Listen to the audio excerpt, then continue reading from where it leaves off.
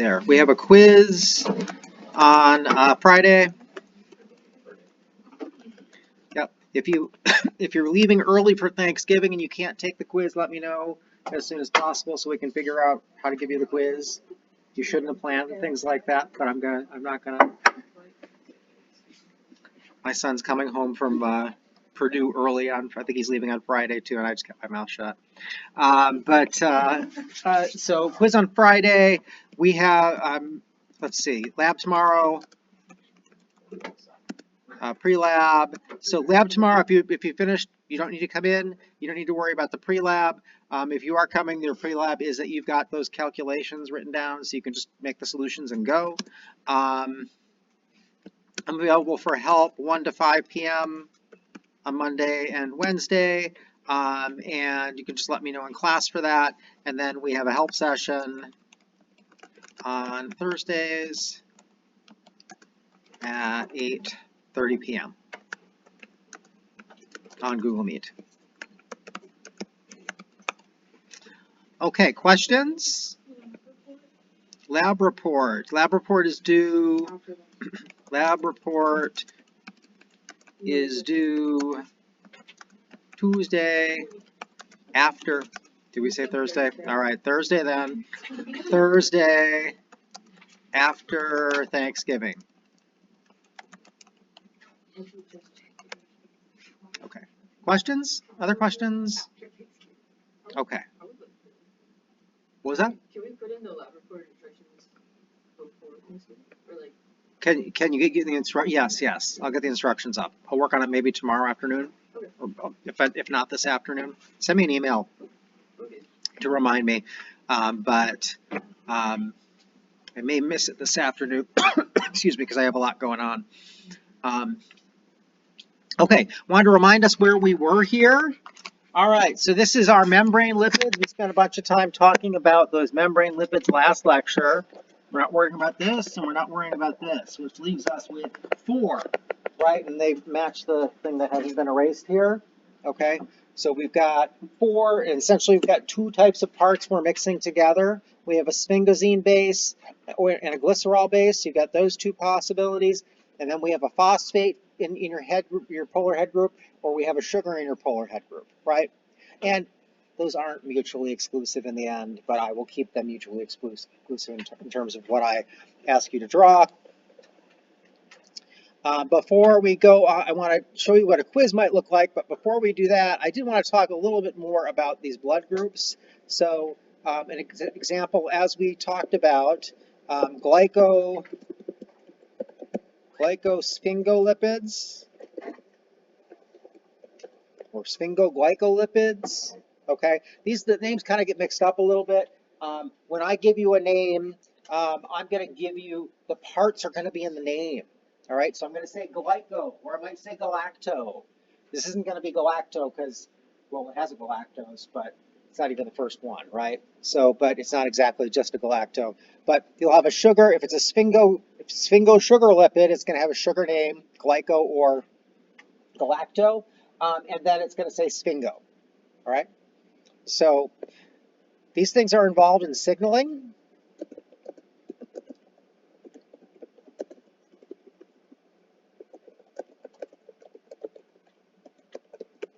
And an interesting, if not very exotic version of this is your blood type groups. So on the outside of your red blood cells, you have these sugars hanging off because these 2 tails stick into the membrane. So you get these tails here, that's sticking into the membrane. This is sticking outside. And so if you are blood type O, you have this sugar sequence in that structure. If you are blood type A, what you have is you have the same thing, except you've got an N-acetylgalactose attached to it. And if you're blood type B, you have the same thing, but you have a galactose attached to it. Now, the way they worry about this in terms of blood typing, right? So when you think about blood typing, what this means is that if you are blood type O, so what your immune system does is it makes antibodies to things. And it makes antibodies to things by producing cells that make an individual antibody, right? One that recognizes one thing. And what they do with that is they recognize that one thing, but these cells get tested as they're growing on you. So these cells are developing, and they get tested against a bunch of things that are you. And if they bind to something that's you, they die. And so you have about 99% of those cells die, and then 1% make it through because they didn't recognize something that was you. Does that make sense? So you don't want your immune system to kill you, essentially. You don't want it to recognize you. So the parts that are going to make antibodies are tested, and if they do recognize something that's you, they you could say they're killed, but it's apoptosis. They kill themselves. They take the hit for the team. Okay. So if you're blood type O, you recognize this as you, but if there's a galactose on it, now it's a different shape and you don't recognize it as you anymore. It's an acetyl-galactose or galactose on the end. Okay? But it turns out that if you are blood type A, you've got some blood A going around, you could be AO, okay, or you could be just AA. If you're AA here, your immune system, by rejecting everything that looks like this is actually included. Okay, and then the same thing down here. Okay, so what have you heard? Have you ever heard of who's a universal donor? Which blood type is that? It's O negative, right? We're not going to worry about the negative positive, the Rh factor stuff here. But so if you're O, right, I can donate to people that I'm O. I can donate to people that are O. I think I'm O positive though. But I can donate to people that are O. I can donate to people that are A because they don't react to this either. They don't react to this set of sugars. And I can donate to people who are B. Now we have people that are universal acceptors. They can take anybody's blood. Who are they? They're AB because their antibodies recognize this structure and this structure and the substructure that's O. So if they get A blood, got it. They've not made antibodies to it. If they get B blood, they have not made antibodies to it, and they've not made antibodies to the O subset as well. Does that make sense? Okay. I was reading an article in the New York Times, I don't know, 5 years back, 10 years back or something, and there are rare mutations that cause people to not have any of these. Or to have, it's either not, I think it's they don't have any of these. This just isn't made. In which case their body actually reacts to O, A, and B. And so, it's one of these things like in Europe, there are 200 people that have this mutation. And so they have these networks where they work out in case one of them needs blood, because they can only accept blood from those other people that don't have this ABO antigen. So very interesting. Anyway, that's an example of a glycosphingolipid. We've got the sphingosine on there, and then we've got a sugar, it's an oligosaccharide actually, is a term we'll use later. It's an oligosaccharide that encodes information.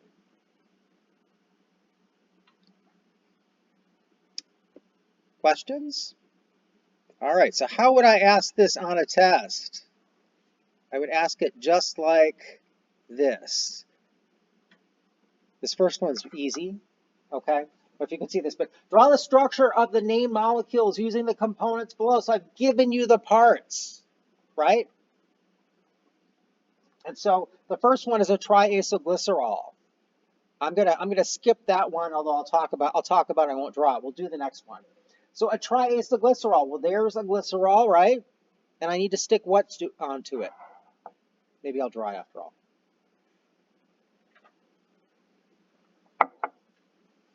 Triacyl, or 3 acyl groups, right?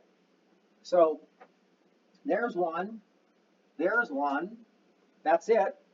So I could do some mixture of the two of these. And I'm pretty lazy, so I'll probably just do that 3 times. All right, because I can just do zigzags and be done. So for this one, it would look like this. I'm going to take my glycerol.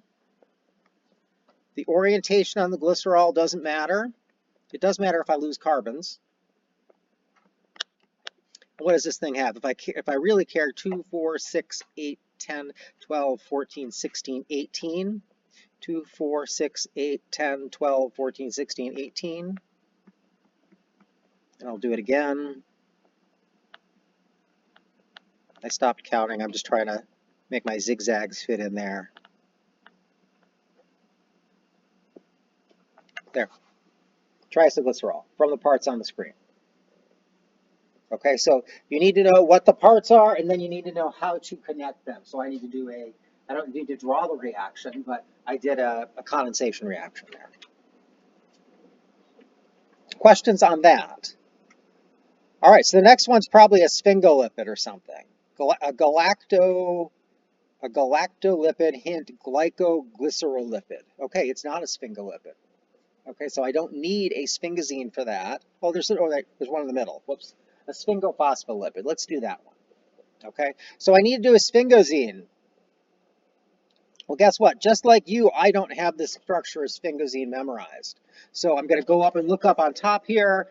And all right, so I've got this hydroxyl group that's going to stick up. And then, let's see, I'm doing this kind of upside down. One of those, and then we go down. We can do these a few times. Looks like we end up in the end. 2, 4, 6, 8, 10, 12, 14, 16. 2, 4, 6, 8, 10, 12, 14, 16. Okay, that's part of my sphingosine. Now I've got the two parts that I'm going to hook on. So I'm going to come down, I'm going to have an amine here, right? And that's where I'm going to hook on my, what was it? It was 18, right? 2, 4, 6, 8, 10, 12, 14, 16, 18.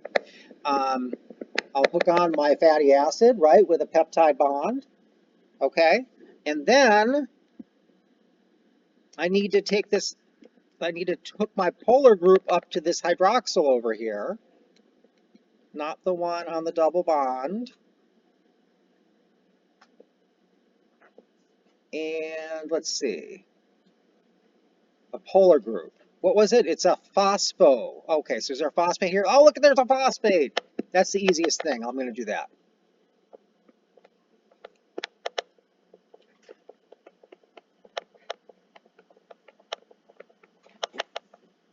Okay.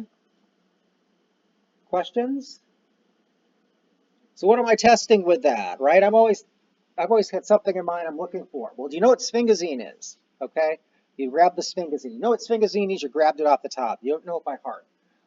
Do you know that the fatty acid goes in the middle for this and it's attached by a peptide bond? Okay, so I'd be looking for, did you attach the fatty acid by the peptide bond? I'm probably not counting carbons because it's too much work. If it was 4 long, yeah, maybe. But, and then it says phospho, so I need a phosphate. So I connect the phosphate there. And I connect the phosphate here and not there. Okay, that's what I'm looking for. Jacob. Was there a phosphate right at chemicals? Was there a phosphate? What was that? Yes.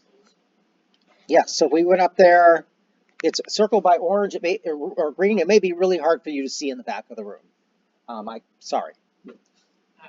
I'm not going to be able to fix it for this, but this is, an actual quiz. So you guys see how I'm going to test this? So this Friday, you can expect, it may not be this exact quiz, but you can expect something like that. Yes? For the phosphate groups, can we just write PO4? No, draw all the atoms. You cannot just write PO4 if I say draw showing all atoms. Okay, I want to see how they're connected. It's not hard. You need to know. It's biochemistry. ATP. You have to know. You should know that. Bridget, did you have a question? I'm not sure. Okay. Okay. We can come. I'm happy to come back to it if you remember. Sounds good. Okay. So let's see. I forgot my notes in my office. Look, it's a membrane. I think this is here because I wanted to talk briefly about the types of proteins that can associate with a membrane. So we're going to talk about 3 types of proteins that associate with a membrane.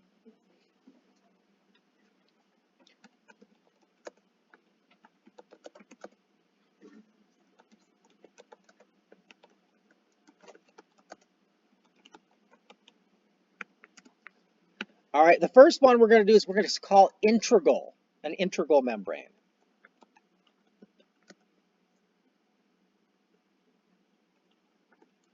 I'm going to say They're just saying protein, but I'm going to say integral membrane protein. And use slightly different terminology than they did. You could just call it integral. I'll accept both of those. But an integral membrane protein, and as you can see below, that's an example of one of these things where the alpha helix goes right through. So this is an integral membrane protein. This where it goes through and goes out and comes down and goes through and goes out. So it goes through 4 times. That's also an integral membrane protein. All I care is integral membrane protein, that it goes through the membrane. So what kind of, but I might ask you something like this. What kind of amino acids do you think are in these alpha helices? Every alpha helix on the screen. What kind of amino acids would be there? The non-polar ones. Non-polar ones, right. Okay. Remember, the structure of your alpha helix is such there's nothing on the inside of these. All the side chains point straight out. So you're going to want stuff on the outside that goes well with membranes. So integral membrane proteins go straight through the membrane.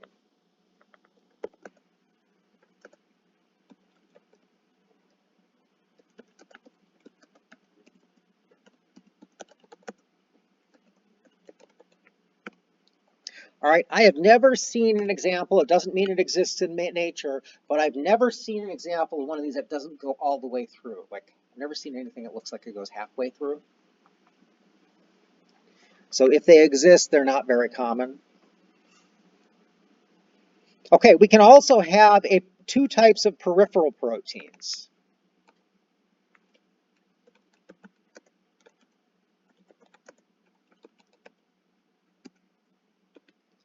All right, the first is going to be a non-covalently bound one.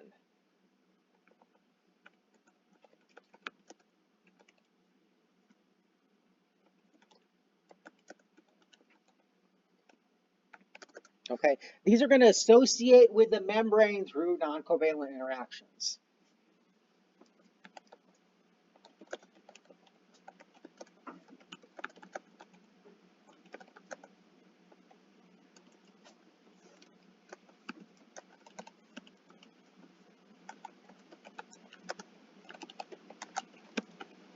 All right, and then we'll have covalently bound peripheral proteins.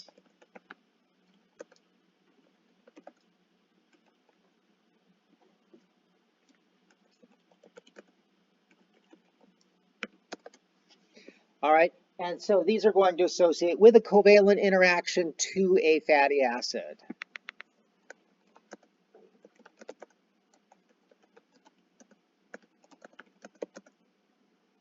Not a fatty acid, to a polar het group.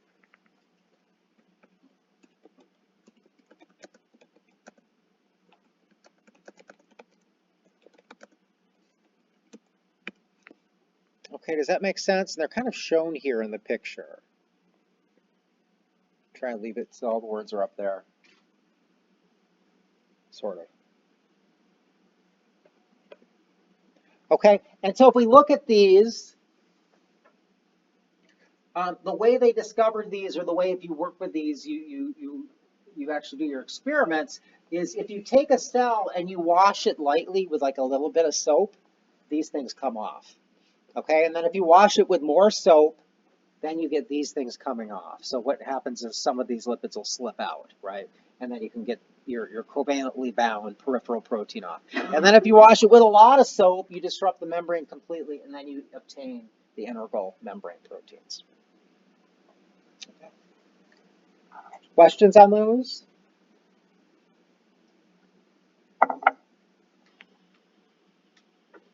But I mean, also keep in mind, membranes are really complex. Lots goes on there, and that shouldn't be surprising considering this is how the cell interacts with the outside world. Okay, so when you have a membrane, the membrane is a barrier against the outside world. It keeps things from coming in and out, and specifically keeps what kinds of things from coming in and out of the cell?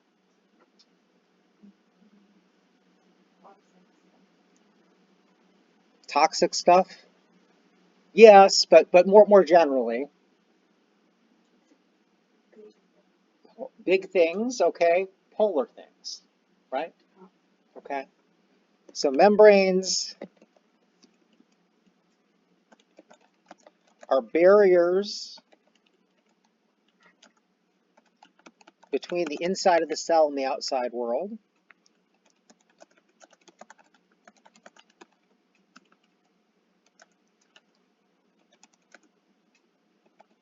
And really what I'm talking about here is your plasma membrane, right? You have a nuclear membrane too, and other membranes, but we're just going to focus on the plasma membranes in this class.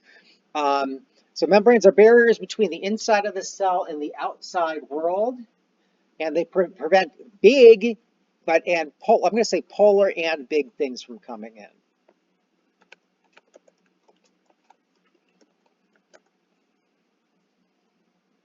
I think I'm just going to say polar because I don't know. If I had a giant nonpolar thing, it might just go in.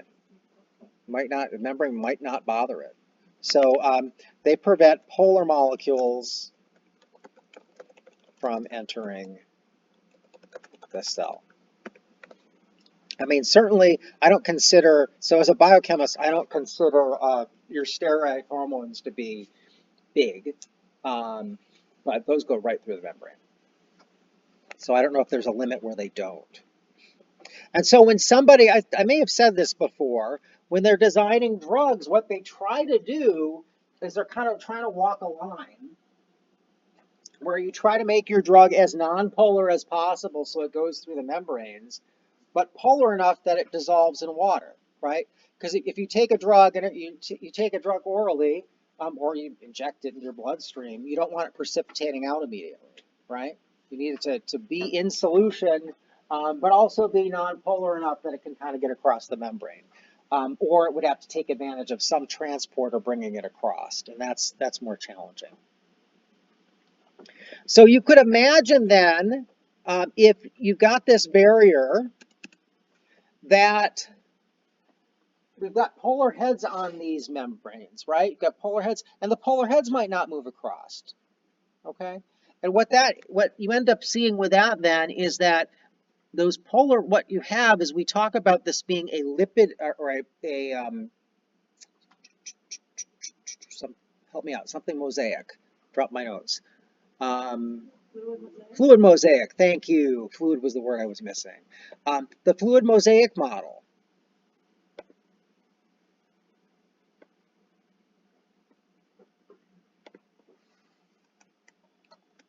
All right, so when we talk about membranes, we think about the fluid mosaic model.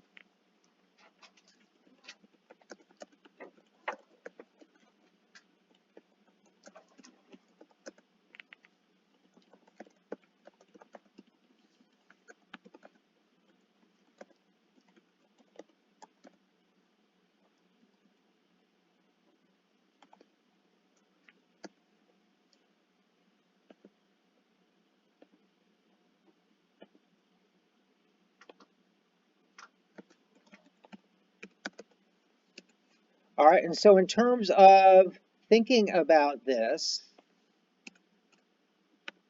membrane components are fluid. Most of them can move laterally in the membrane.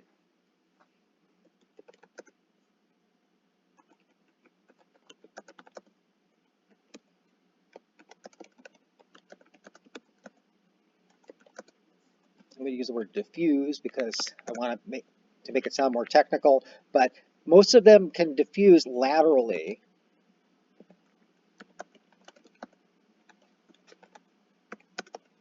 Okay, and that doesn't mean they're necessarily all moving independently of each other.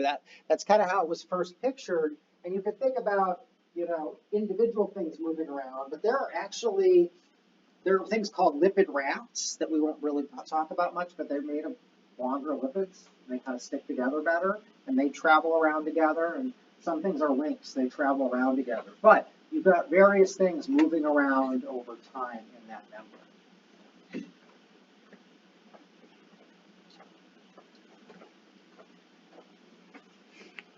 And then mosaic, what does mosaic mean?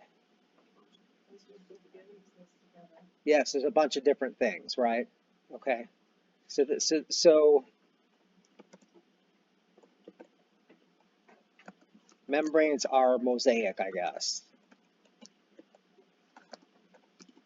It's AIC. in that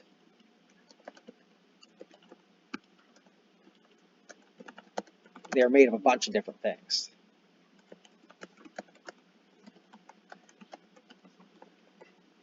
I'm going to say molecules.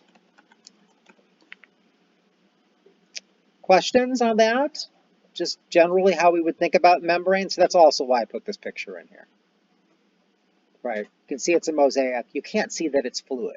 The actual experiments where they determined this, there's probably a bunch of experiments, but one of the cool experiments where they determined that things diffuse around is they took a membrane and they took a dye that would link to the polar head groups, and they put that dye on there, and they made a dye. The whole membrane was covered with this dye spot, and then they took a laser. So imagine this is all. Let's do it blue, right? It's probably not blue. It's all blue now, right? And they took a laser and they photo bleached that dye.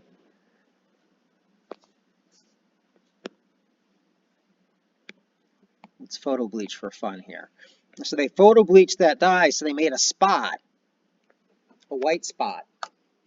And then they watched that white spot under a microscope over time and saw it diffuse away. Okay, so that's a sort of experiment that you could do to establish that, hey, yeah, those things are moving, right? And then you could get more specific. You could just label the proteins and see if they move, right? You could do all sorts of things. You could stick antibodies on there.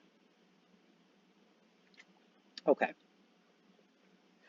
So membranes, things can diffuse laterally in that membrane, but they can't flip transversely is what we'll say here. So they can't flip from one leaflet to the other easily.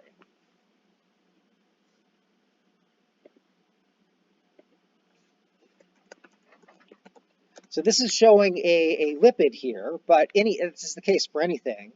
So membrane components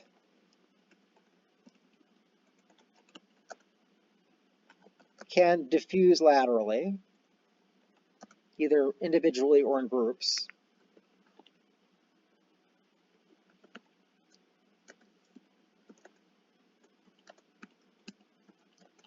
But they can't move from one leaflet to the other very easily.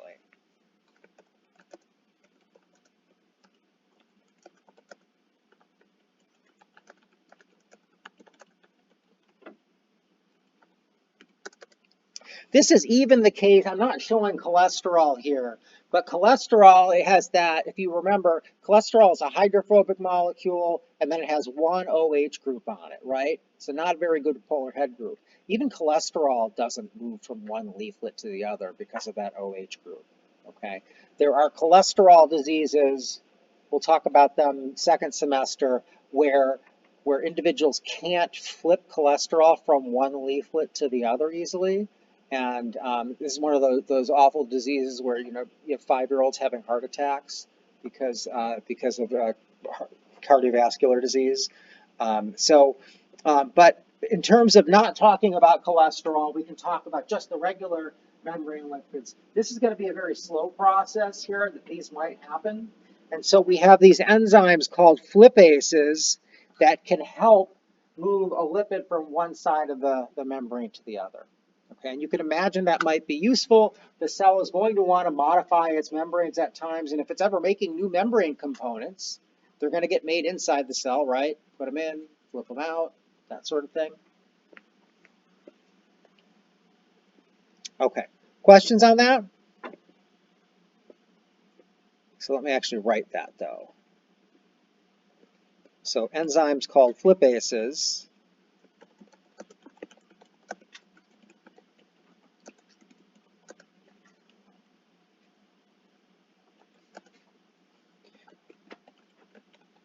catalyze the movement of lipids from one leaflet to the other.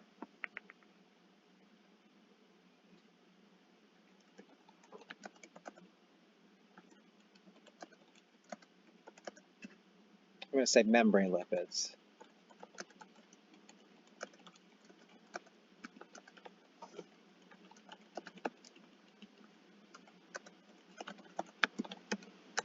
Okay, questions? Just the lipids or any membrane component? I don't know for sure whether they're called flipases or not. You could imagine that you have other membrane components that you might need to get from one side to the other. And this isn't the only way to do that, right? You could have a vesicle.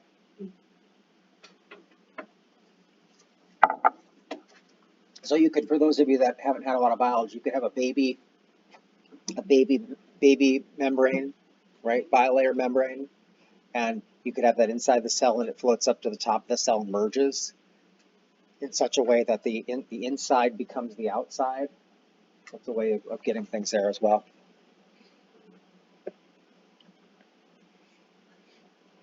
I'm sure in cell they are more technical when they describe that. Okay, so let's talk about we're going to talk about getting through things from one side of the membrane to the other. So polar molecules, if we want to get polar molecules across the membrane, we're going to need some sort of transporter.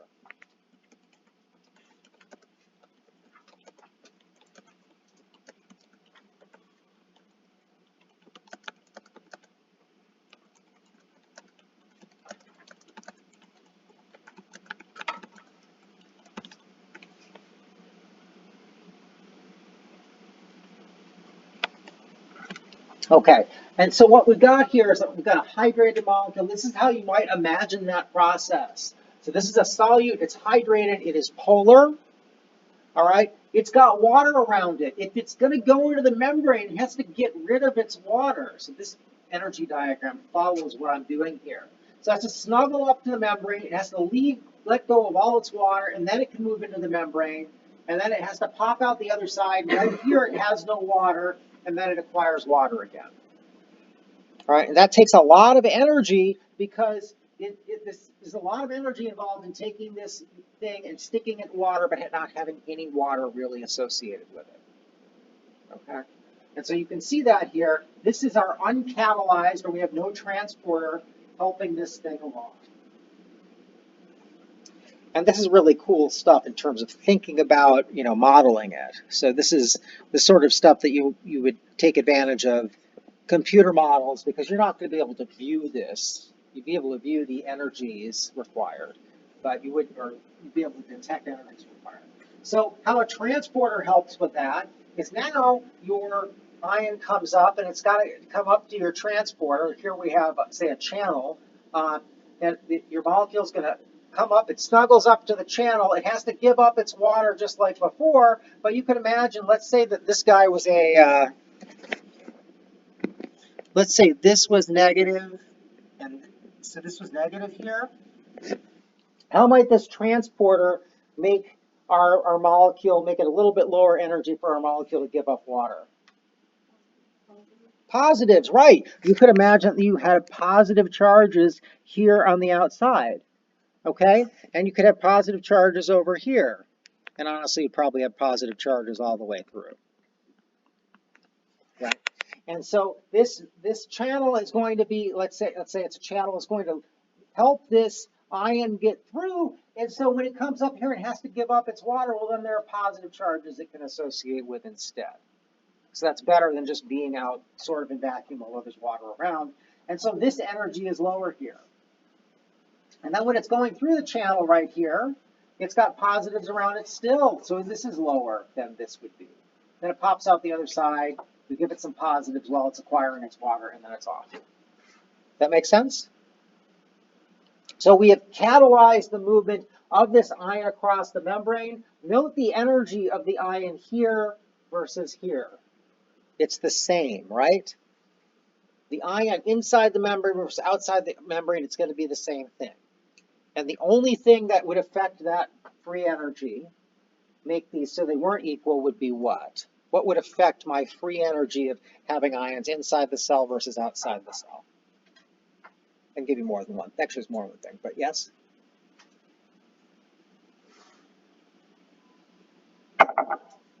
Chloe, I wouldn't be able to hear you if I had good hearing still. What was your guess? Removing amides? Thermodynamics. Thermodynamics, yes, it is thermodynamics. So what if I had, so this is a negative, right? What if I had a lot more, well, let's not even say it's that negative. Let's say it's a chloride ion. What if I had a bunch of chloride ions in here and not so many out there? What would that do with the energy over here relative to over there? It would go up, right? This energy would be higher if I had a bunch of chlorides. That's part of our free energy equation where we have the concentrations of things, right? We're going to use that. And so another thing that could affect this as well, what if inside, instead of just, let's say I had equal chlorides on each side, but I had a whole lot of bromine inside of the cell. What would that do? Bromides. Bromides negative, a bunch of negative inside the cell as opposed to outside the cell. It would also go up, right? You don't want to bring the negatives in with other negatives. Okay, that's actually a really important concept. Living systems use differences in charges across the membrane. We talk about that as a membrane potential to actually drive processes. And I think we're going to talk about that today. Questions? Okay. So just in terms of talking about these transporters, I wanted to give you some pictures of these to look at. They're really cool. It's really cool what nature does with some of these things. And one structure that we haven't talked about, we've talked about beta sheets before, right? Well, you can take a beta sheet and you can wrap it around, and that's called a beta barrel, okay? And so what we have here is, I think it's most obvious with hemolysin toxin, that's right there. We've got this beta barrel, which forms it forms just a channel. It's a hole, right? What do you remember anything about the amino acids in the side chains for a beta sheet? How they position themselves in 3D space? Yeah, they flip up and down, right? So what's going to happen inside this beta sheet on each of these beta strands? You're going to have every other goes out and in and out and in and out and in. So how might you recognize, if you're just looking at primary sequence, how might you recognize that something might be a beta sheet that was in a membrane? You suspected something was a beta barrel. What would you expect to see?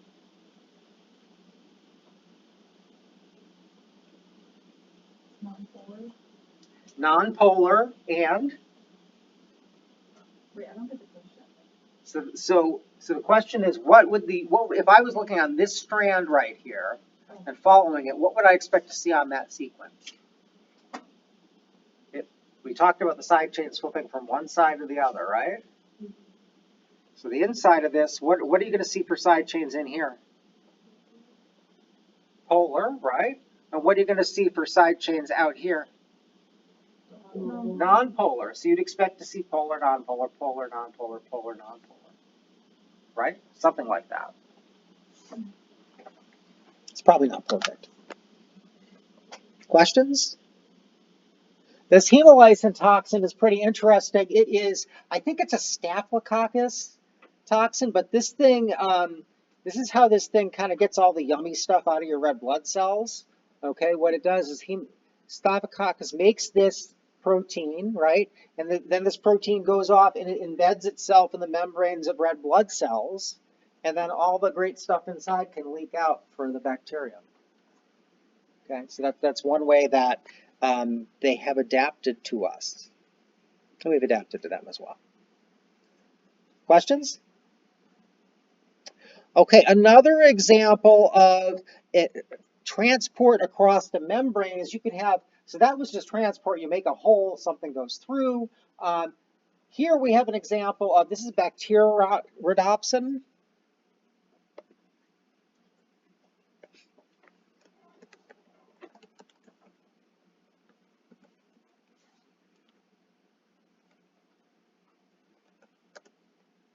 Huh, okay, I guess I spelled that right. Bacteriorhodopsin, and what this is this is a protein. It goes through the membrane. It's a 7, so 7 is like a popular, in nature, 7 is a popular number of times to run your alpha helices through the membrane. So it's a 7 transmembrane protein here, 7 helix transmembrane protein. And this is a protein that bacteria use to absorb light and use it to pump protons across the membrane.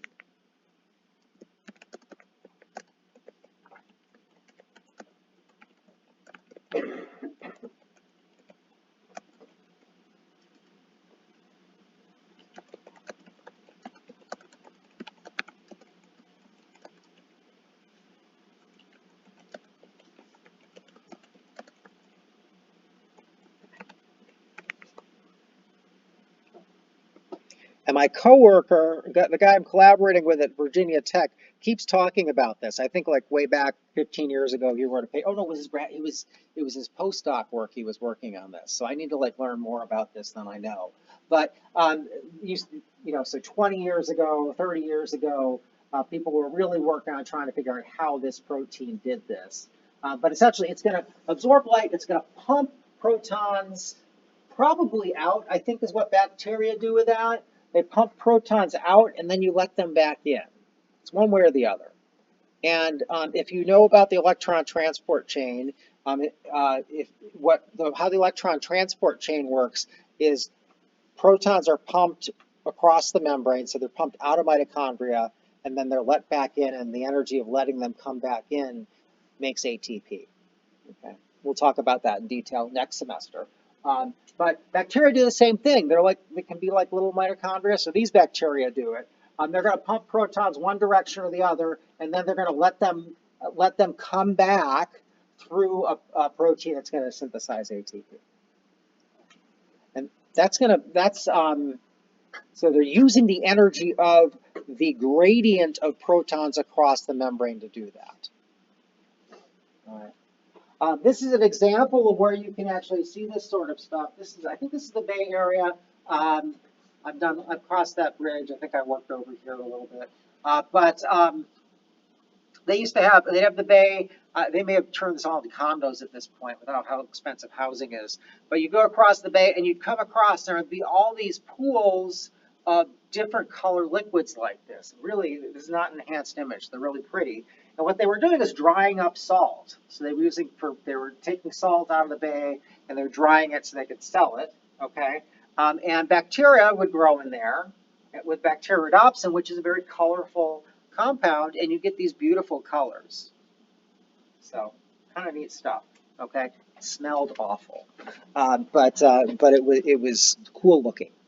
What makes them different colors? It's either concentration or just different bacteria, maybe. Yeah, I don't know what's doing it, but anytime you get one of these sorts of things, you can get different colors from it. That's a good question, though. Okay, questions on bacteriorhodopsin? All right, so it's an example. We're talking about transport proteins here, right? We've seen an example of something that's just a hole, right? Stuff just goes through. And now we've got something, this is going to transport protons. We're not talking about how, but it's using light to do that, all right? So hopefully you have, if you're going to pump something from where it's low concentration to where it's high concentration, it's going to take energy in some form.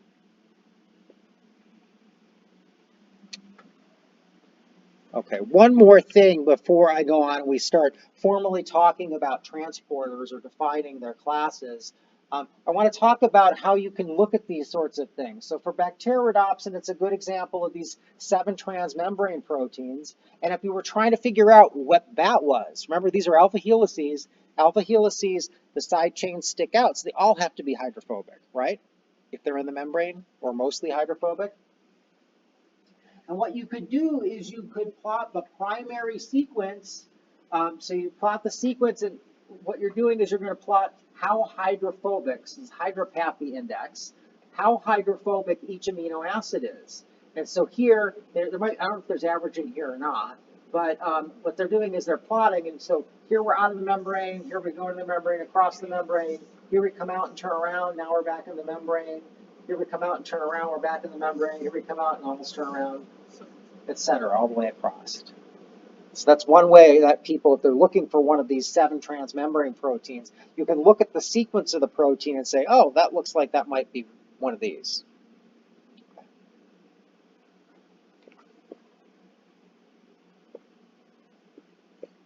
All right. So let's then talk about transporters more formally, having seen some examples.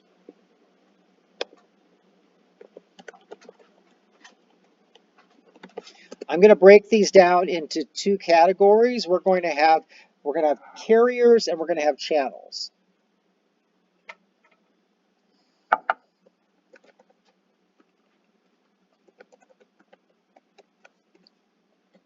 So channels are essentially holes in the membrane.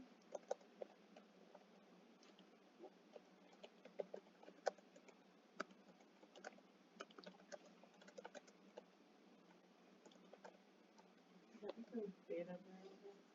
So it's like the beta barrel. Okay, if it's just a hole in the membrane, do you think it's very selective? No, not very selective, right?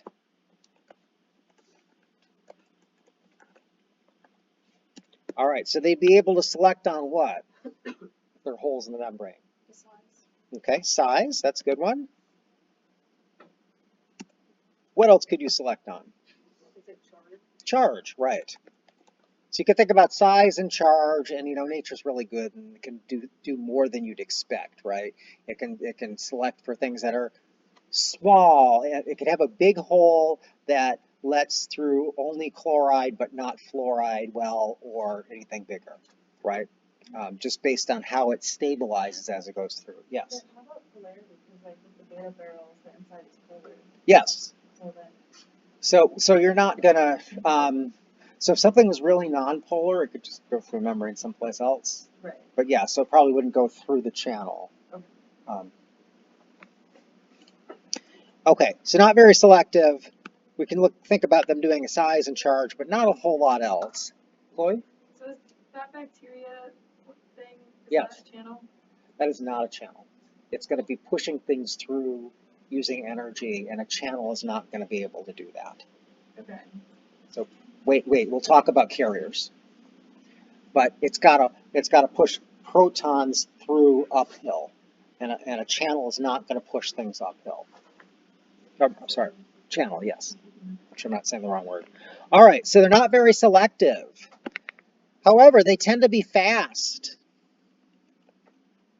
They're fast since they don't have to bind to the whatever's being transported across.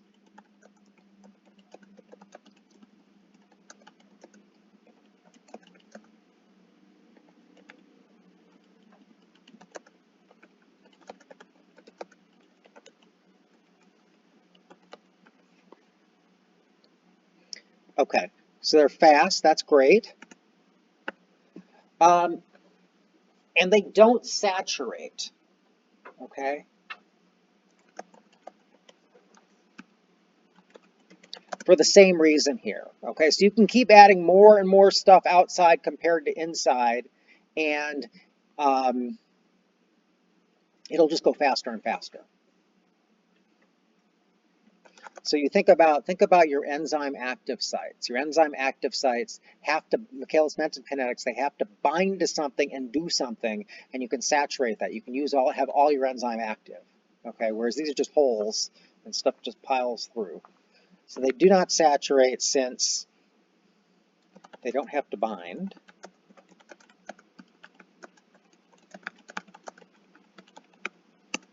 Okay, and as I don't know whose question, I've already forgotten whose question brought it up, but they're not going to be able to use energy to push something uphill.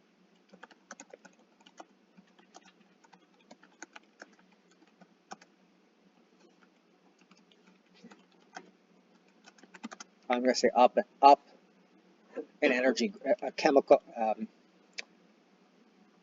and let's say an energy hill.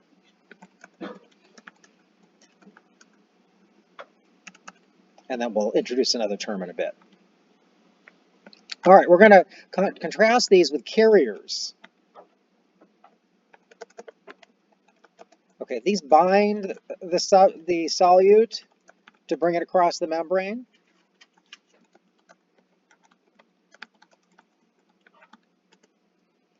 All right, we're going to just contrast all these things we just talked about for channels. So they can be very selective, or they are very selective.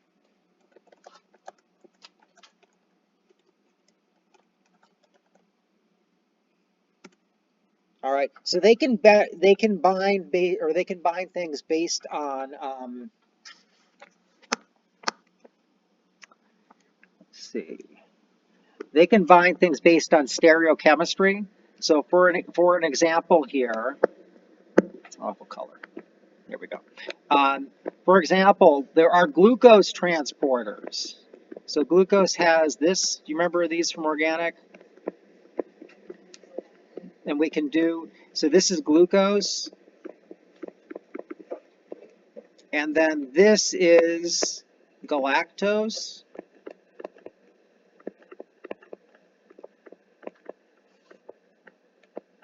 You see how they're different? They're different in the stereochemistry of this carbon only. And your glucose transporters, they're called GLUT, GLUT transporters. They'll transport glucose, but not galactose. All right, so they're not very different. It's very specific. However, they tend to be slow.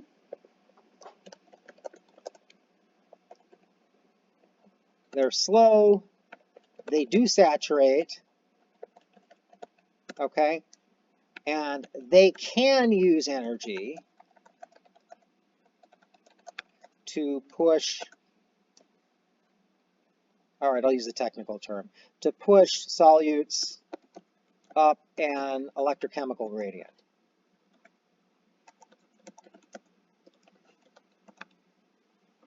Debating in my head whether to do that or not, okay, which is our energy hill, electrochemical gradient. I'll explain what that is a little bit later, but it's the same as energy hill. Questions? And I say they can. My example of a GLUT transporters just take glucose from where there's lots of it to where there isn't. They don't use energy at all. So a carrier doesn't have to. Questions? Okay, we've got a couple minutes left. Let's just talk about, we'll talk about energy in more detail, but we can talk about ways that these things can go across the membrane. So transporters don't need to transport just one thing at a time.